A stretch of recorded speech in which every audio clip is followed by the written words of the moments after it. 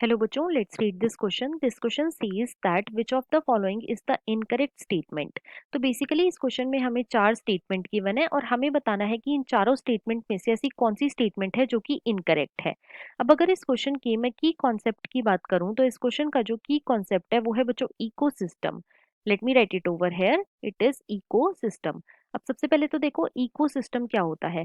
तो जो इकोसिस्टम है ये बच्चों एक फंक्शनल इंटरैक्शन है। ये क्या है? ये एक फंक्शनल इंटरैक्शन है। और ये इंटरैक्शन किस किस चीज के बीच में होता है? तो ये इंटरैक्शन होता है बच्चों between biotic and abiotic component. So ecosystem is the functional interaction between biotic and abiotic component. Abiotic component. अब हम एक एक करके अपनी सारी स्टेटमेंट्स को चेक करेंगे। तो स्टेटमेंट वन में हमें क्या गिवन है? स्टेटमेंट वन में हमें गिवन है gross primary productivity is the available biomass for the consumption to heterotrophs that is herbivores and decomposers. तो बच्चों ये स्टेटमेंट हमारी इनकरेक्ट है। क्यों? क्योंकि जो क्रॉस प्राइमरी प्रोडक्टिविटी होती है दैट इज जीपीपी जो होती है, it is the rate of production of organic matter during photosynthesis. So it is the rate of production of rate of production of organic matter, organic matter during photosynthesis, during photo synthesis. तो यहाँ पे जो हमारी statement one है वो incorrect है और question में हमसे यही पूछा गया था। तो इस क्वेश्चन का जो आंसर हो जाएगा वो हो जाएगा बच्चों ऑप्शन नंबर वन। लेकिन हम बाद के ऑप्शंस भी चेक कर लेते हैं। ऑप्शन टू में हमें क्या गिवन है? The process of degradation of humus is called mineralisation. तो बच्चों ये स्टेटमेंट हमारी बिल्कुल करेक्ट है। जो ह्यूमस होता है ये क्या होता है?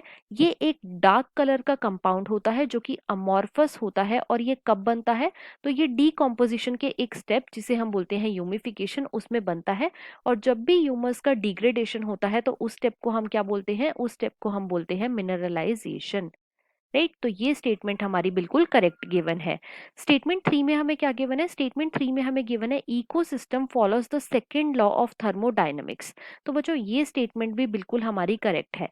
अब देखो सेकेंड लॉ ऑफ थर्मोडायनेमिक्स क्या कहता है? तो सेकेंड लॉ ऑफ थर्मोडायनेमिक्स बोलता है कि यूनिवर्स जो है, यूनिवर्स में क्या क्या आता है? यूनिवर्स में आता है सिस्टम और सराउंडिंग। इसकी जो एंट्रोपी है, यूनिवर्स की जो एंट्रोपी है ये बच्चों हमेशा इंक्रीज होएगी। ये हमेशा इंक्रीज होएगी फॉर इरिवर्सिबल प्रोसेस। मतलब कि जो प्रोसेस स्पॉन्टेनियस होते हैं उनके लिए जो एंट्रोपी है ये हमेशा इंक्रीज होती है यूनिवर्स की। और जो इकोसिस्टम का एनर्जी फ्लो है, इकोसिस्टम का जो एनर्जी फ्लो है ये सेकेंड लॉ ऑफ थर्मोडायनामिक्स को फॉलो करता है। तो इसीलिए ये स्टेटमेंट भी हमारी बिल्कुल करेक्ट है।